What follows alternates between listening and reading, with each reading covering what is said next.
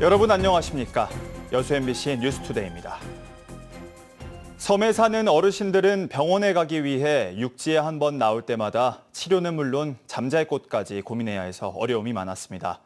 그런데 여수시가 전국에서는 처음으로 이런 어르신들이 편하게 머물 수 있는 보금자리를 마련했습니다. 최황지 기자입니다. 계단 대신 낮은 경사로와 안전 울타리가 설치됐습니다. 실내에는 간단히 취사할 수 있는 주방과 쉴 수 있는 방도 마련됐습니다. 어르신들의 안락한 쉼터, 포근유입니다. 몸이 불편한 어르신들을 위한 의료용 침대와 안전봉, 그리고 비상벨까지 설치돼 있습니다. 섬에 사는 어르신들이 병원을 위해 육지에 왔을 때 이곳에서 무료로 머무를 수 있습니다.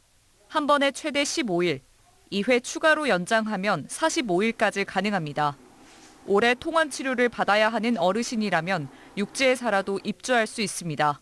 병원과 그다음에 섬에 있는 집과 거점 지역으로서 내 집처럼 편하게 병원 이용도 하고 서비스도 받을 수 있고. 여수시가 시 소유의 주택을 리모델링해서 이달부터 쉼터 문을 열었습니다. 하지만 오는 2026년 전국 시행을 앞두고 시가 처음 선보이는 시범 사업인 만큼 개선해야 할 부분도 있습니다.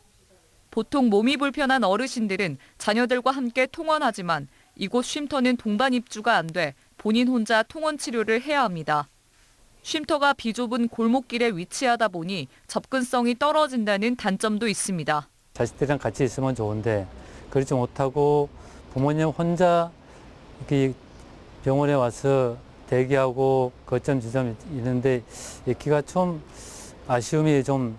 여수시는 쉼터 운영이 아직 초기 단계이니만큼 어르신들이 모를 수 있다며 관내 3개 병원과 협력해 병원 측이 사업 대상자를 추천할 수 있도록 맞춤형 홍보도 강화하기로 했습니다. MBC 뉴스 최양지입니다. 여수 국가산단 불황의 여파로 민선 8기 여수시의 재정 상황이 해마다 어려워지고 있습니다.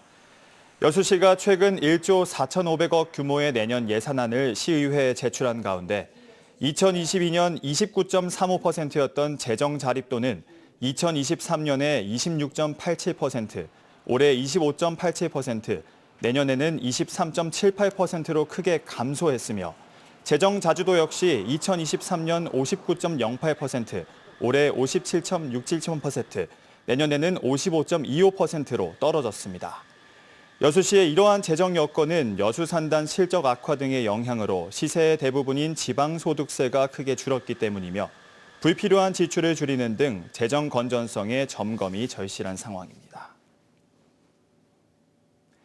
올해 순천만 습지의 천연기념물이자 멸종위기종인 흑두루미가 역대 가장 많이 찾아온 것으로 확인됐습니다.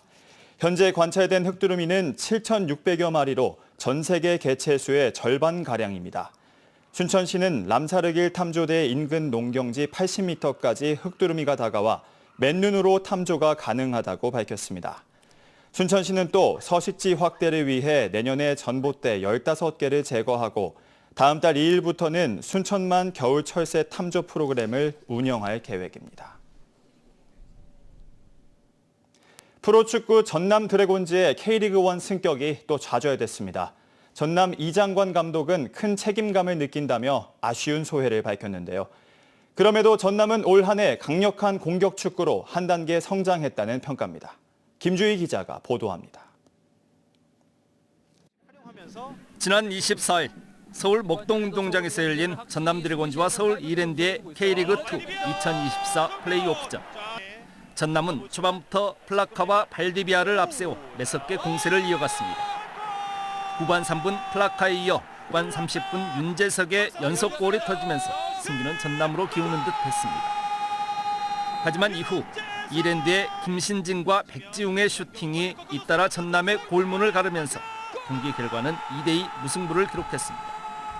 전남은 일부 승강 플레이오프전 진출을 위한 마지막 관문을 넘지 못한 채 결국 고개를 숙여야 했습니다. 이장관 감독은 2018년 2부 강등 이후 어렵게 다시 찾은 승격의 기회를 놓친 데 대해 선수들이 체력적 한계를 극복하지 못한 결과였다면서 아쉬움을 감추지 못했습니다. 마지막 10분 남겨놓고 선수들이 체력적인 저하로 인해서 집중력이 좀 떨어진 부분들이 저희들이 그렇게 좀 어이없는 실수가 또 실점이 나오지 않았나 라는 아쉬움을 좀 갖고 있습니다. 그러면서 모든 결과의 책임은 감독인 자신에게 있다고 밝혔습니다. 감독으로서 승격에 대한 도전을 했지만 그 마무리가 좀 좋지 않아서 감독으로서 큰 좀 책임을 느끼는 또 한 해였던 것 같습니다. 전남은 올 시즌이 모두 마무리된 만큼 이제 잠시 휴식기에 들어갔습니다. 구단 측은 이제 올해로 계약 기간이 만료되는 이장관 감독을 중심으로 선수들의 이적 또는 잔류 여부를 두고 내부 검토에 본격 착수할 계획입니다. 아직까지는 어떠한 방향성도 정해진 바 없다는 공식 입장을 전해왔습니다. 각 팀에서 방출된 선수들을 모아 올 시즌 맹렬한 공격 축구를 선보이며 한 단계 성장한 것으로 평가받고 있는 전남 드래곤즈. 올 시즌 아쉽게 일부 리그 승격은 좌절됐지만 내년 시즌 한층 강화된 전력으로 지역 팬들 앞에 다가올 수 있을지 기대도 커지고 있습니다. MBC 뉴스 김주입니다. 포스코 광양제철소가 안전한 작업 환경 구축을 위해 로봇 원격 설비 점검 시스템을 도입해 운영에 들어갔습니다. 포스코 광양제철소는 제4열 연공장 내 전기실 설비 점검 작업을 사륜구동 바퀴형 로봇을 기반으로 모바일 로봇 원격 설비 점검 시스템을 적용해 성공적으로 첫 운영에 들어갔다고 밝혔습니다. 제철소 공장 내 전기실은 작업자들이 축구장 2개 면적이 넘는 크기를 정밀 점검해야 하기 때문에 긴 시간이 소요될 뿐 아니라 고전압 케이블과 고온 환경이어서 안전성에 대한 우려도 컸습니다. 지역 소멸 시대의 새로운 해법을 모색하는 정부와 자치단체들이 주목하는 게 바로 주민등록 인구가 아닌 생활인구인데요. 정부가 생활인구 데이터를 분석해봤더니 인구 감소 지역인 89개 지자체에 석 달간 우리나라 인구의 절반 수준인 2천만 명이 오간 것으로 나타났습니다. 박종호 기자가 취재했습니다. 더위가 기승을 부렸던 지난 여름, 불고기와 치킨 등 친숙한 소재를 겨냥한 강진군의 축제마다 관광객들이 몰렸습니다.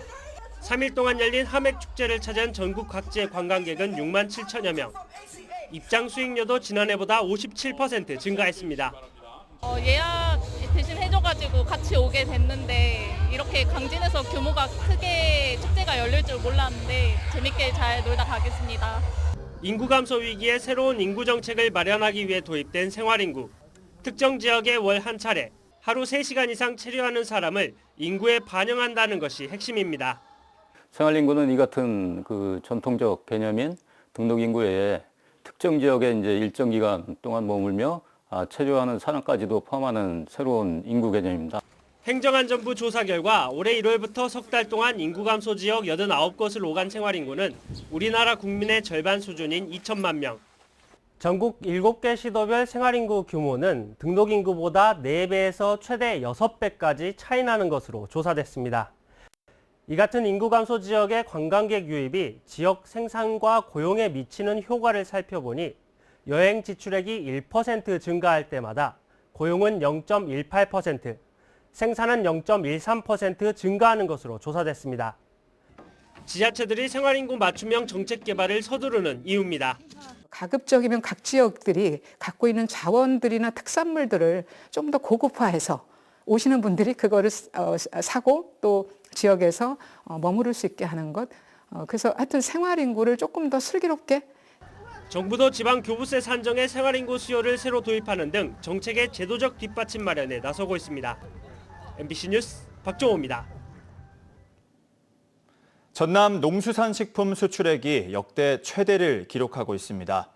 전라남도에 따르면 올 들어 지난 10월 말까지 지역 농수산식품 수출액이 지난해 같은 기간보다 21.7% 늘어난 6억 4,053만 달러를 기록해 지난해 연간 수출액 규모를 넘어섰습니다.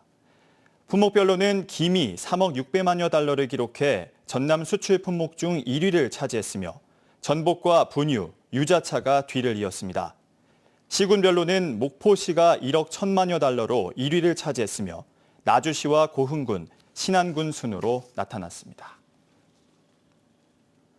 법정에서 절대 갑의 위치에 있는 판사들의 고압적인 언행과 태도는 꾸준히 지적되고 있죠.